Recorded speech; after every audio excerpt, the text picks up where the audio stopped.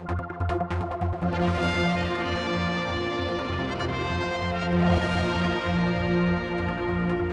we come along to the Chief Minister's press briefing on a Friday, and this one was deemed to be something a bit different, and it certainly was. It's all to deal with how the Isle of Man is going to consider having a FATCA arrangement with the United Kingdom.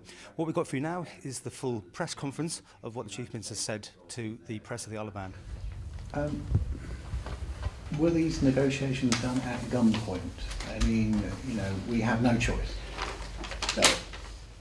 Obviously, the introduction of FATCA by the United States sent out a very clear message that in future, if we want to do business with the United States, we need an intergovernment agreement to ensure that continued flow of business.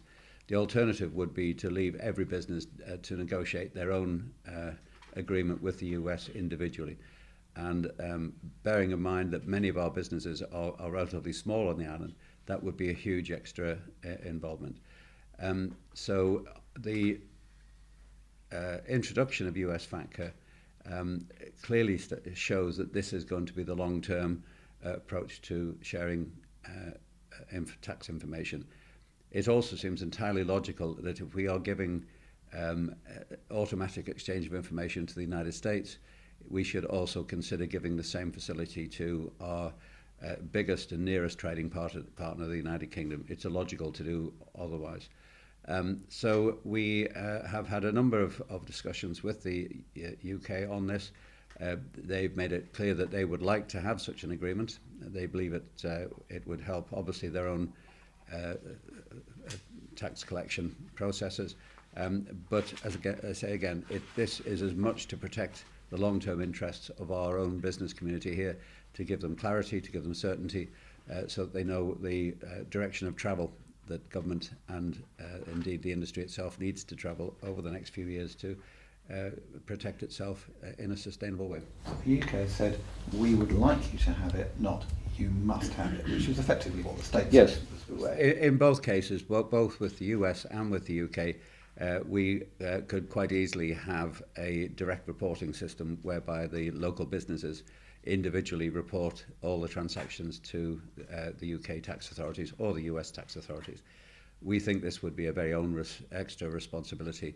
It would also, I think, leave the Isle of Man open to charges that we are not fully signing up to the spirit of these new agreements.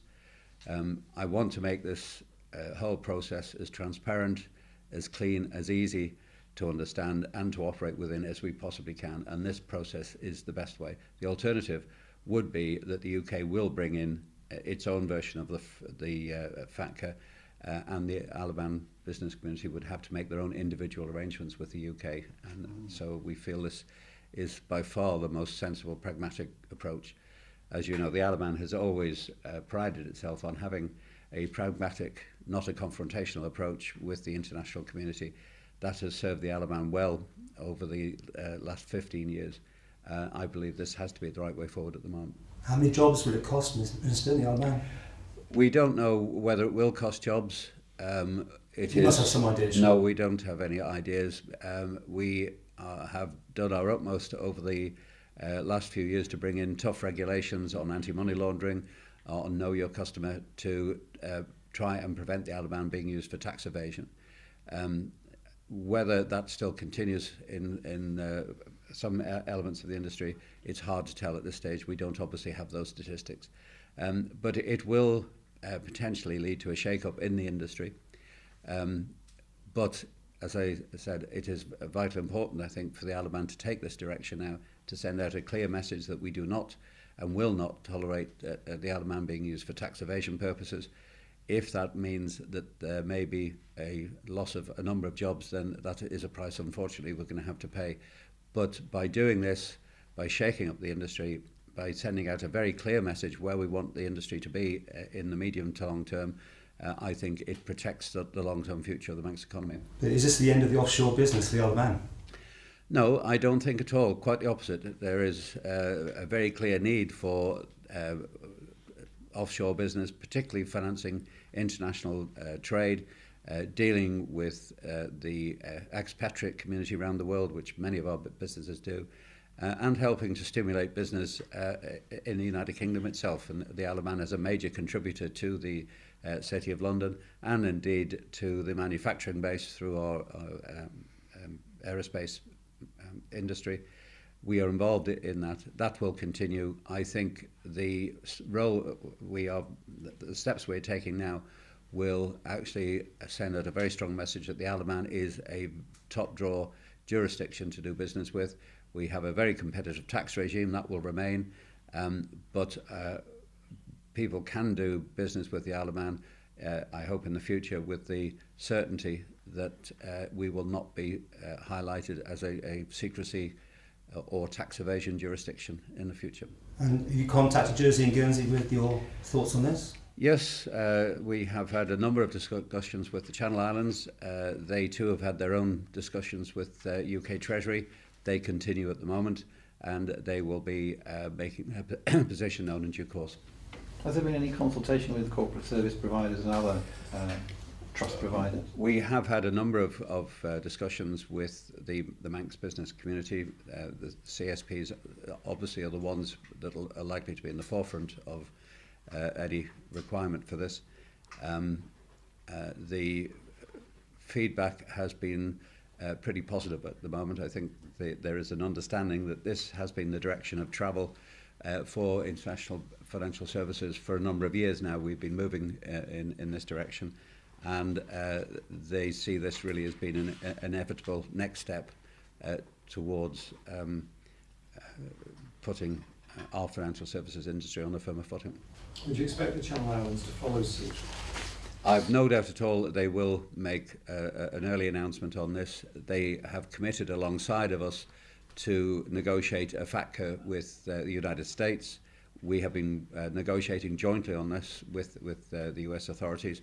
Those negotiations are bearing fruit and will come to a conclusion shortly.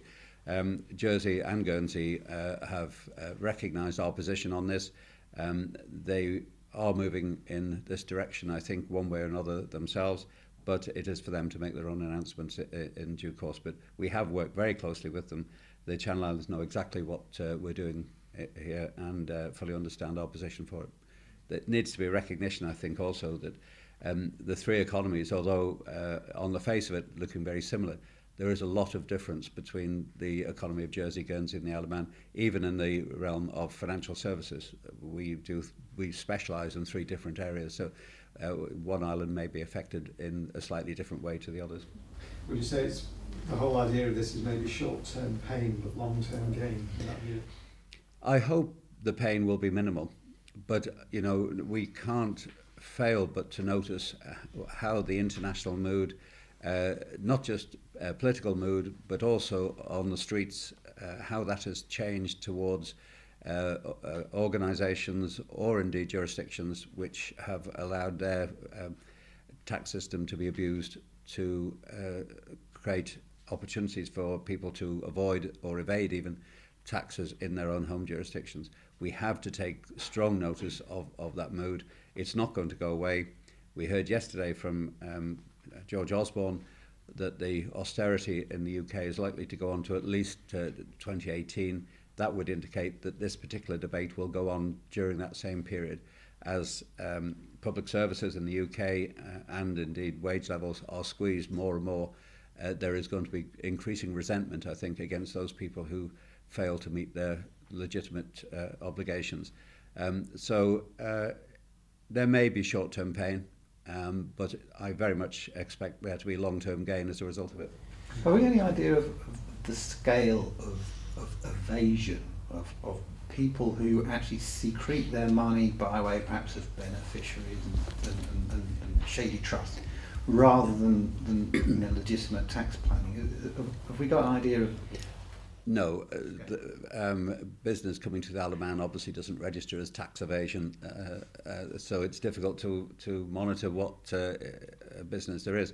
But I have to say that this applies to the United Kingdom as well as the Crown Dependencies or the overseas territories, because the overseas territories will be involved in this as well. It's not just Jersey, Guernsey and the Isle of Man.